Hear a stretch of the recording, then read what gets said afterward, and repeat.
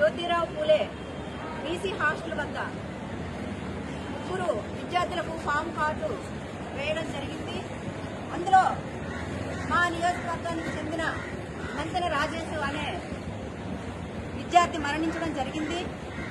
అయితే ఆ విద్యార్థికి ఎక్స్గ్రేషియం ఇమ్మని అడిగితే పీఓ గారు వచ్చి కలెక్టర్ గారికి మాట్లాడిన తర్వాత చెప్తామని చెప్పారు. దాని తర్వాత మాకు ఏం కూడా చెప్పకుండా వెళ్ళిపోవడం జరిగింది. దాని తర్వాత ప్రకటించారు 5 లక్షలు. కానీ ఆ బాలుడు భవిష్యత్తు 5 లక్షలు సమానం కాదని మేము కరాఖండిగా చెప్పడం జరిగింది. ఎందుకంటే ఆ పిల్లాడు భవిష్యత్తు పోయింది, మొత్తం చనిపోయాడు. ఇప్పుడు ఆ తల్లిదండ్రుల బాధ్యత గవర్నమెంట్ మీద ఉంది. ఇదంతా గవర్నమెంట్ హత్య చేసిన విధంగా ఉంది. అక్కడ ఓల్డ్ బిల్డింగ్ లో పెట్టారు.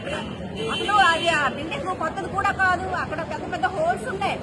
అందువలన ఆ పిల్లడు ఆ ఫామ్ అక్కడికి వచ్చి అది ఎప్పుడొచ్చిందో అది ఎలాగొచ్చిందో కూడా పాపం తెలియని పరిస్థితిలో ఉండి రాత్రి టైంలో కరడం జరిగి ఆ పిల్లడు కూడా రాత్రి నిద్రించినప్పుడు కలిసింది కాబట్టి చెప్పలేకపోయారు. దాని తర్వాత నొప్పికి భరించలేక ఒకరి తర్వాత ఒకరు కలిసినట్టు తెలిసి హాస్పిటల్కి వెళ్లేలాగా చనిపోయాడు.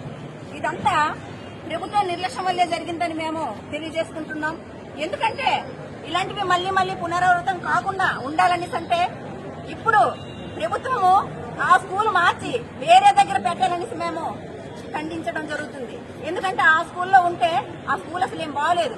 ఒక్కసారి ఆవిడ వచ్చి పరిశీలించని అక్కడికి రాకుండా ఇక్కడికి వచ్చి చూశారు. ఆవిడ అందరూ కూడా అక్కడ ధర్నా చేస్తుంటే ఆవిడ ఇక్కడికి వచ్చి చూసి ఇక్కడ చెప్పడం ఏంటి? అసలు ఆవిడ అక్కడికి వచ్చి చూసి ఆ వెంటనే ఆ స్కూల్ అక్కడి నుండి ఉండకుండా వేరే దగ్గర పెట్టాలని చెప్పేసి మేమందరం కోరుకుంటున్నాం. ఇప్పుడు మళ్ళీ అలా జరగకుండా ఉండాలనేసి అంటే వెంటనే తక్షణమే 25 లక్షలు వాళ్ళకి ఎక్స్గ్రేషన్ ఇవ్వాలని చెప్పేసి మేమందరం మా టీడీపీ తరఫున మేమందరం తెలియజేసుకుంటున్నాం.